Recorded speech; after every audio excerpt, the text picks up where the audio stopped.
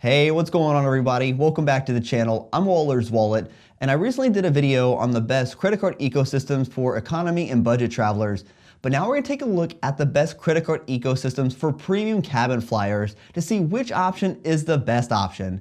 Now, if you want a simple way to help out this channel, consider hitting that thumbs up button. Also, don't forget to subscribe to the channel and turn that bell notification on as well so you don't miss out on future videos. Now, when it comes to flying in premium cabins, a lot of this is going to rely on transfer partners to get great value from your points, and you are going to need some degree of flexibility to find this award space. And that even means going deeper than surface level on programs to understand how to get the best deal or the best value for your miles. And this does usually involve understanding alliance partners and non-alliance partnerships, because these partnerships can offer better redemption options for the same exact flight than a direct program can.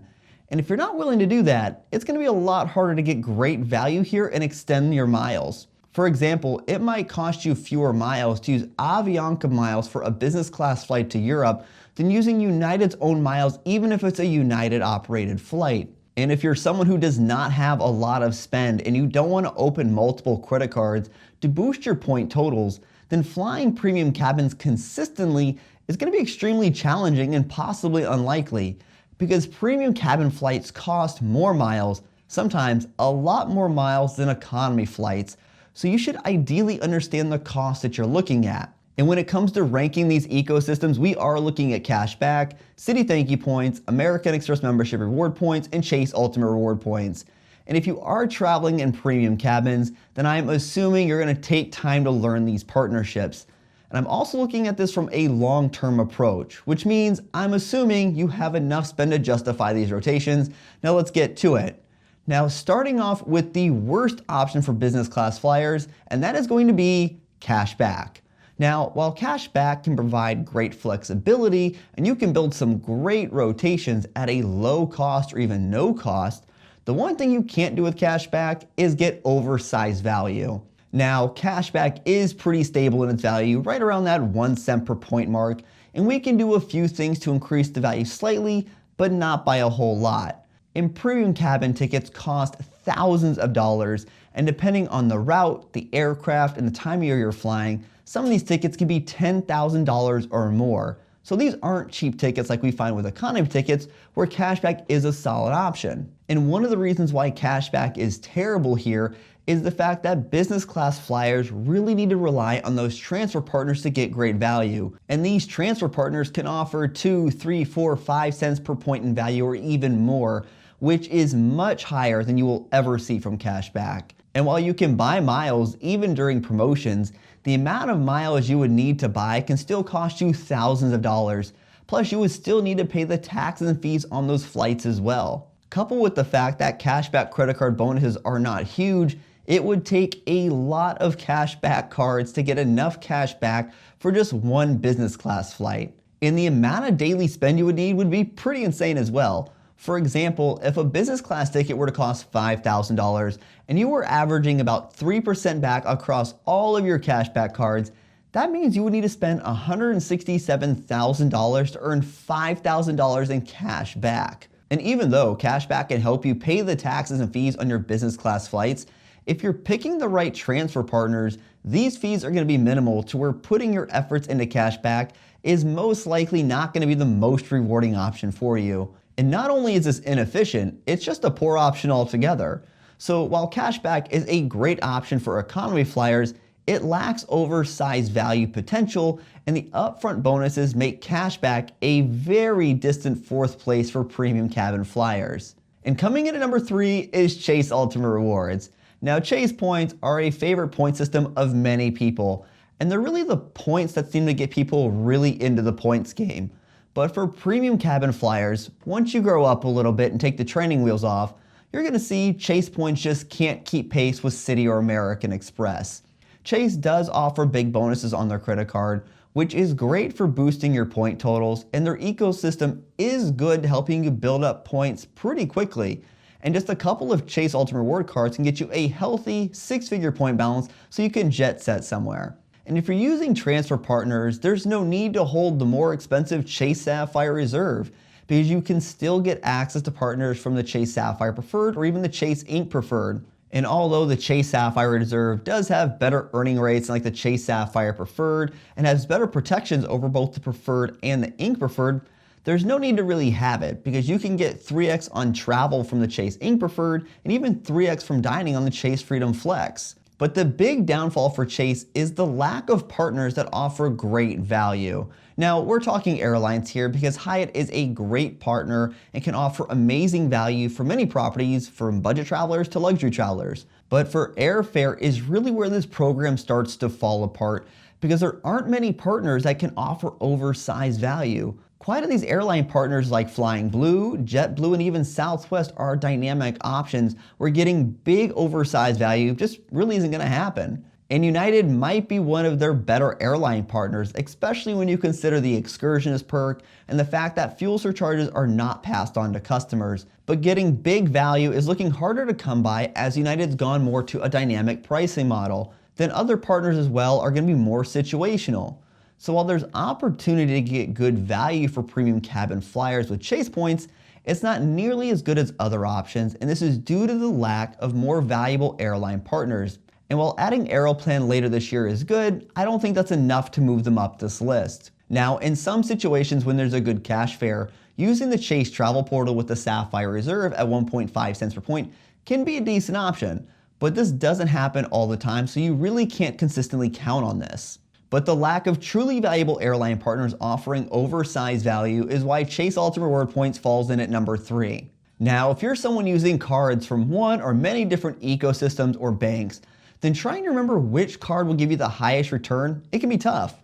But if you use a free app like Max Rewards, then they'll tell you the best card to use for that purchase. And you can even change the point value to what you value your points at, so that will help you choose the card offering you the best value. And with Max Rewards Gold, not only will you see the best card based on the earning rate, but it's also going to take into account any other offers on your card.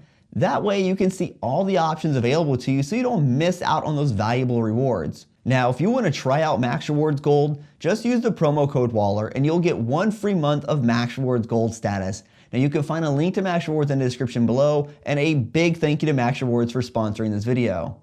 Then coming in at number 2, I have Citi Thank You Points. Now, Citi points are a currency I think a lot of people sleep on. Citi points are very valuable and they offer some great possibilities for premium cabin travelers. But Citi points are not the most straightforward points to redeem. They might require some phone calls, and you really need to learn alliance partnerships, and that means going beyond surface level. And if you're someone getting into premium cabin travel, I would think going deeper to learn more is just par for the course. And their ecosystem, it's extremely well-rounded and has some great multipliers to earn points pretty quickly. One of the biggest knocks though is their cards lack travel protections.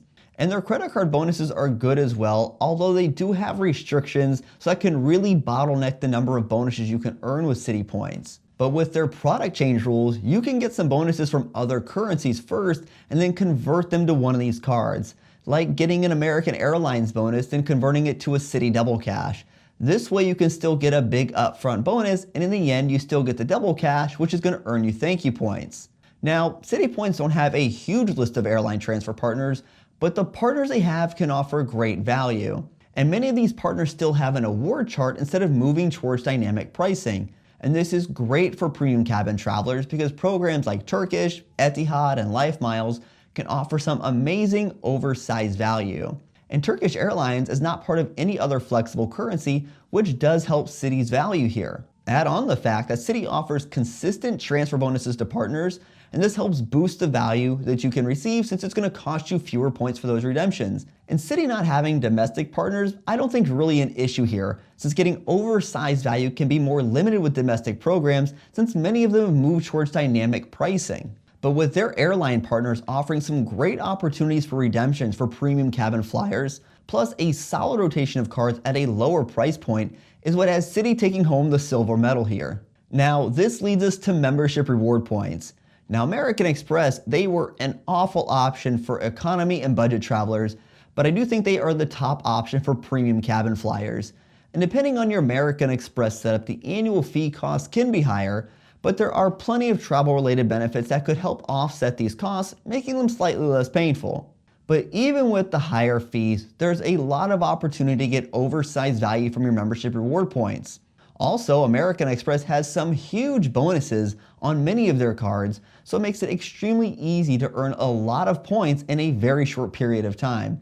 Now, the reason why American Express points are the top option for premium cabin flyers is due to the sheer number of high-value transfer partners. And I think the number of high-value partners does outweigh their lower acceptance rate of both Visa and MasterCard, because American Express has an amazing list of airline partners that really makes it hard for others to match. We again see Asia Miles and Avianca and Etihad pop up, but they also have programs like ANA, Aeroplan, and others. And the value that you can get from ANA miles is superb, from 88,000 points round trip for business class flights to Europe, 104,000 points to South Africa, and even their great around the world option, which can cost you 125,000 miles for up to 8 stops, all in business class. And Aeroplan also offers a great stopover program, which can be quite solid as well for premium cabin flyers. And if you're a premium cabin flyer, rarely will that 1.25 cent per point value from the Schwab card be useful for you.